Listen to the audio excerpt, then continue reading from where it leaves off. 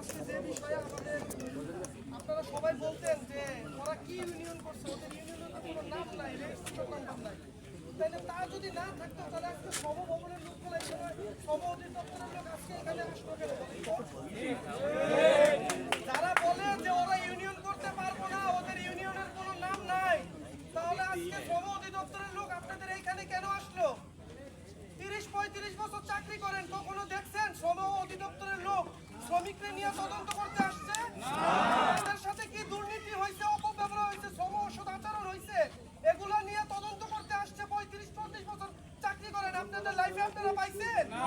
যারা আমাদেরকে অবহেলা করতেন, ছোট ছোট মানুষ কি ইউনিয়ন করব, আজকে সেই তদন্ত আসছে?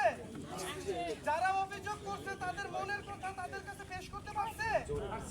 আশা করেন যে এইটার সুষ্ঠু তদন্ত রাষ্ট্রীয়ভাবে শ্রম অধিদপ্তর করবে এবং এইটা থেকে একটা পজিটিভ অ্যান্সার অবশ্যই আপনারা পাবেন।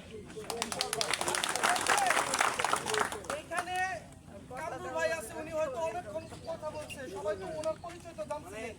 সেন্টার ফুড তো নাম শুনছেন, কোকাকোলার সভাপতি আসছে, সেন্টার ফুডের সভাপতি আসছে এবং আরো অনেকেই কাজের